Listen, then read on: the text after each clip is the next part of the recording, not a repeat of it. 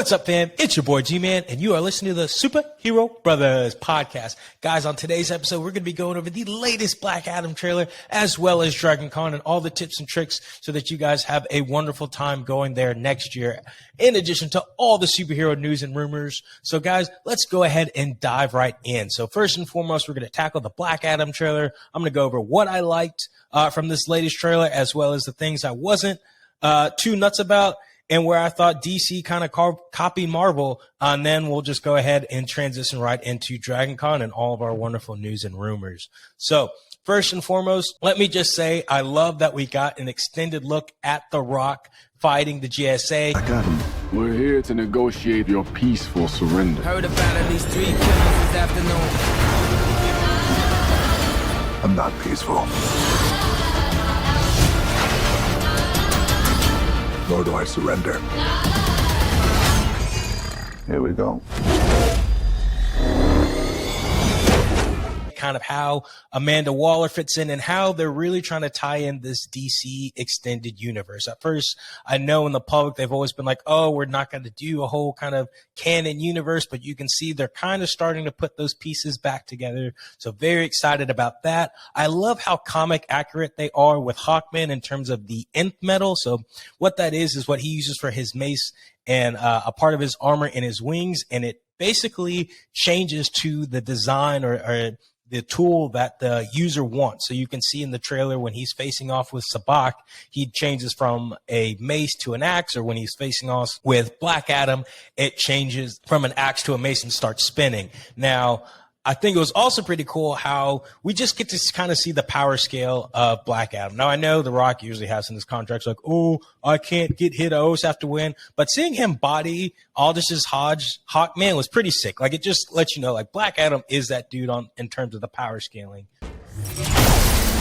So I'm still excited for Aldous Hodge's Hawkman. I think that it's going to be really dope. He's this great mix of, like, arrogant but still mysterious.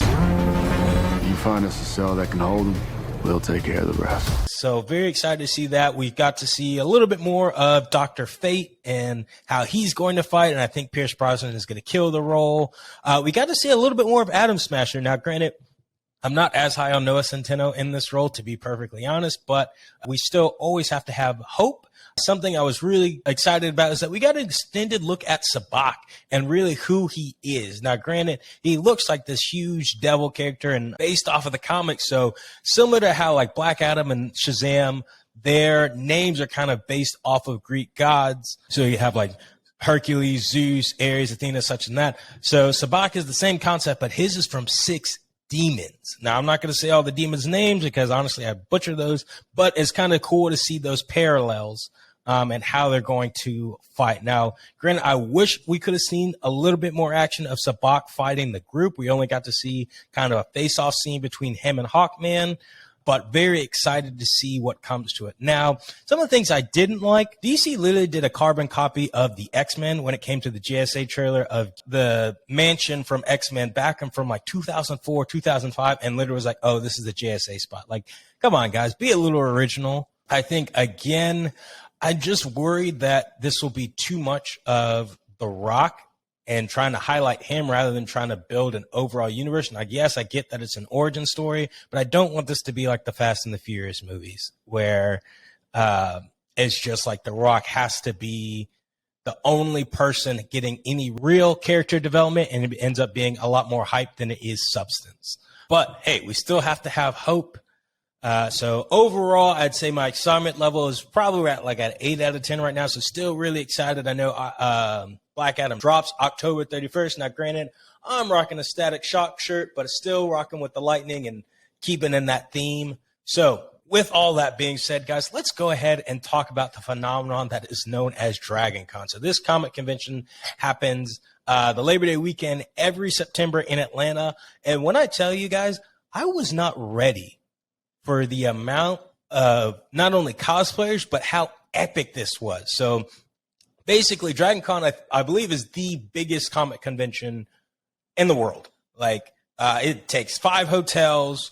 It's about 4 days, I believe. It starts from Friday or I believe it starts Thursday night, ends Monday. And guys, just the amount of cool costumes you see is asinine. The lines coming out of people, like I saw in the costumes area, from like the Kool-Aid Man to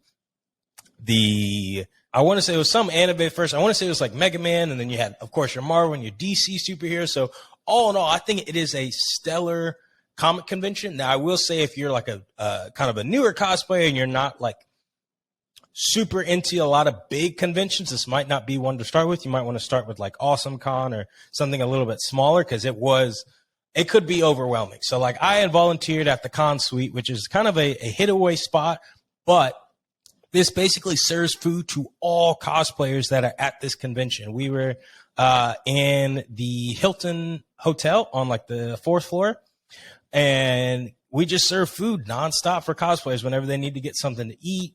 The only thing is they just had to have a mask on, but it was really dope seeing all those costumes, and really shout out to all the volunteers that do Dragon Con. Without you guys, this would not have run. I know I only did this shit from 7 p.m.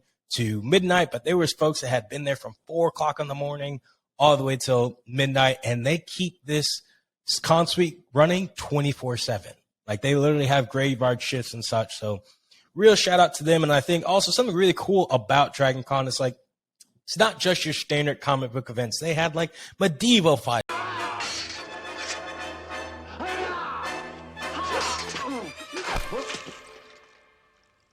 Now stand aside, worthy adversary. 'Tis but a scratch. They had wrestling. They had your comic panels from the Titans. You had cosplayers that were given platforms to talk about whether it's their area of expertise or getting into different industries. You had television actor lessons. Like, I think it was just a really, really well put together event, and really looking forward to going to there next year as really more of a consumer rather than a volunteer, because honestly, supposed to go Sunday, but after working those past 2 nights, I literally was exhausted. I spent all day Sunday just kind of sleeping and recovering.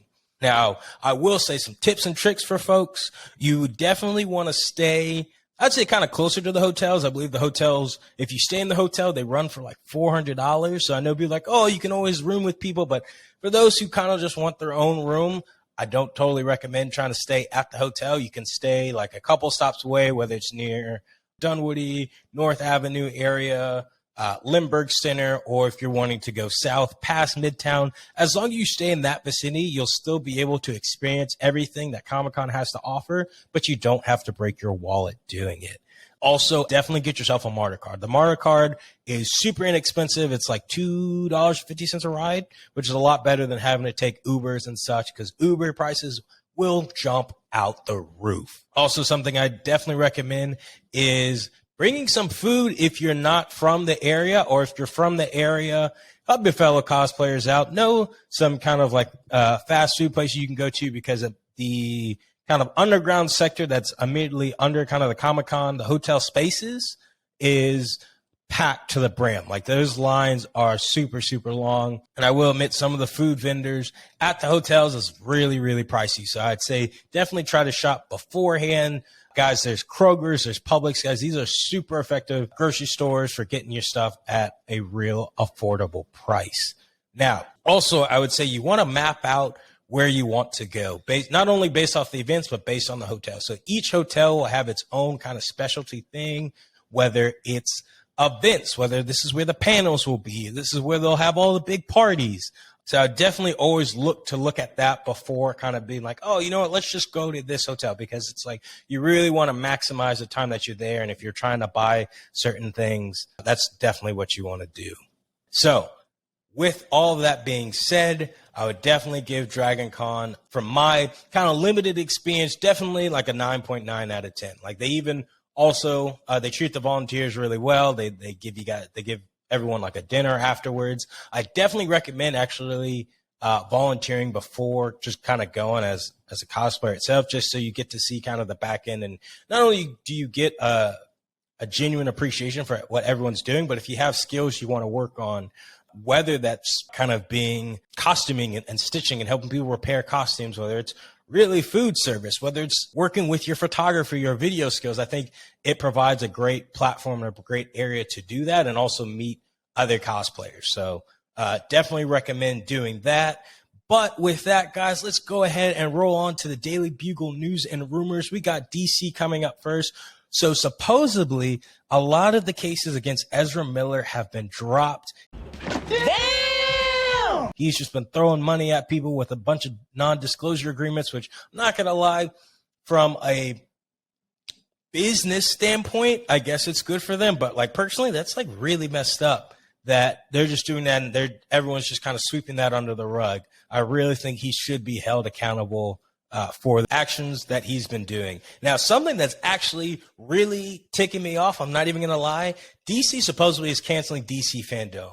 Oh, hell no! Like, I don't know why you do it. This is kind of your biggest event to get fans hyped about what's coming up for your universe. I get they're having the merger and stuff and maybe like, oh, like maybe we don't have the capacity to do this. Maybe we don't have enough content. But guys, if Marvel is already doing this with D23 Expo and they're even announced that they're trying to do kind of like an Avenger Con, you need to step your game up.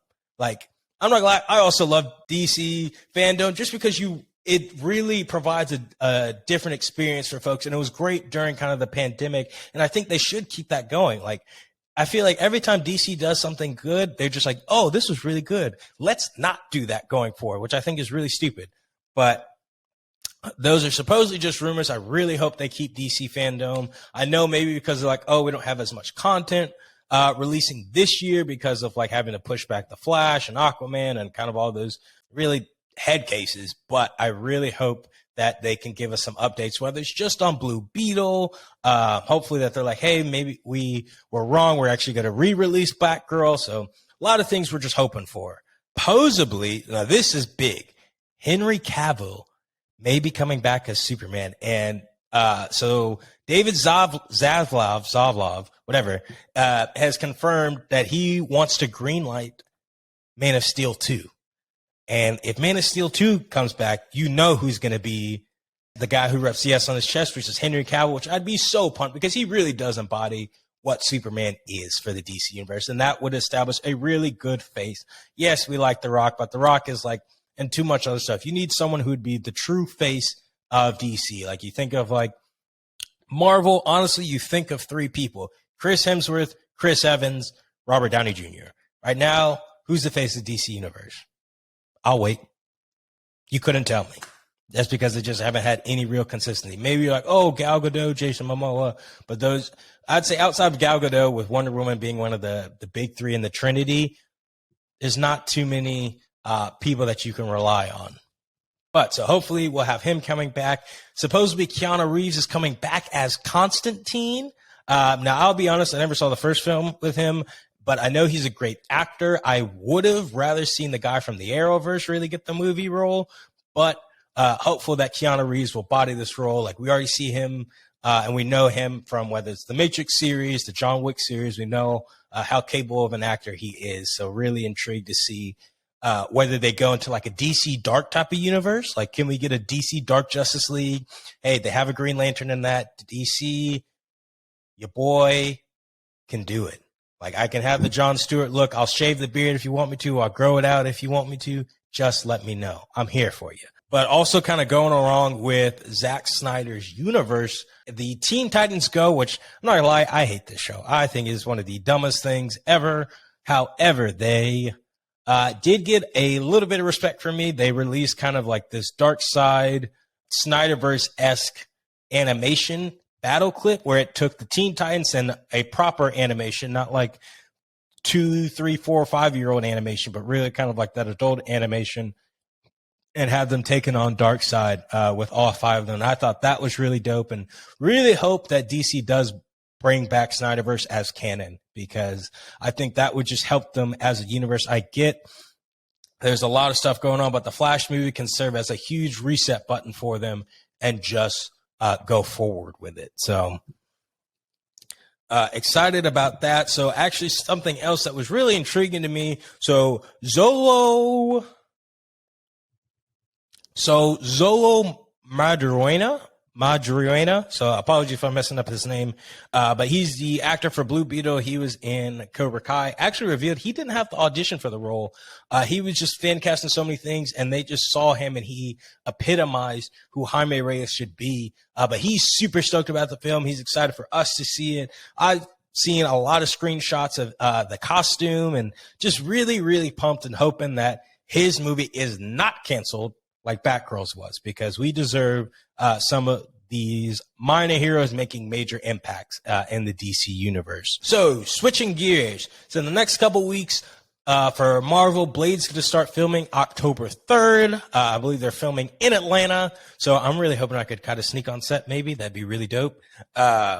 We had Keke Palmer fan casted as Rogue, which I actually low-key like. Like, at first, I didn't know how I felt about it. I thought that, like, you know, maybe she would be better for another role, maybe Storm or Marrow, but just like, I don't know. Rogue initially didn't fit with me, but now that I think about it, I could totally see her in that role. She could turn up the Southern charm and a little bit of the sarcasm. So very excited to see if that does actually come to pass. Let me know in the comments whether you think she would be a great casting for Rogue or whether you think they should go with someone else as well.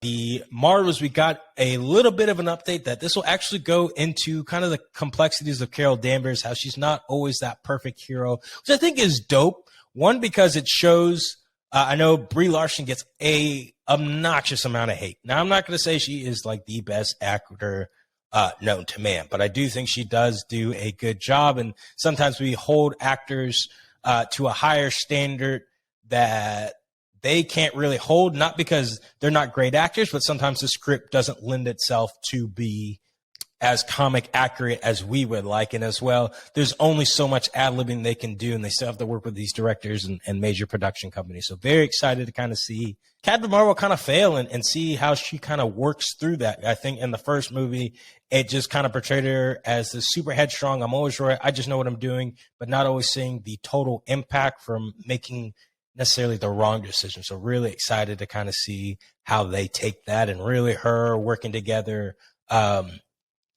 with Ms. Marvel as well. So it'd be great to see their dynamic. So we got some release updates for Marvel, or the Sony Marvel verse, if you will. So Kraven the Hunter will be releasing next year, October 6, 2023. And Madam Web will be releasing February 14th, 2024, which of course they would love to do Valentine's Day, because, you know, Sydney Sweeney, Dakota Johnson, all of them are heartthrobs. So Sony, we see what you're doing. You're not slick. And then last but not least, Shang-Chi has been announced to release in 2025. So very excited to kind of see where his adventure takes him. Do you think he's going to become a set of the new Avengers? Do you think they're going to break off and become like the West Coast Avengers, having Hawkeye, him, the new Captain America / Falcon? Kind of where do you guys think that will go? Let us know in the comments. But with that, guys, we're going to go ahead and wrap up today's episode. If you enjoyed today's episode, please be sure to give us a 5-star rating. Not only does this ensure that we stay consistent, but it ensures we are curating content that is super beneficial and helpful to you guys. We are on Spotify, Apple Podcasts, anywhere there is a podcast. The Superhero Brothers are at, keeping you in the know and in the go on all things superhero. Be sure to follow us on YouTube, Instagram, and TikTok for not only special videos, but workouts to help you build your own superhero body. With that, it's your boy G-Man, and you've been listening to the Superhero Brothers.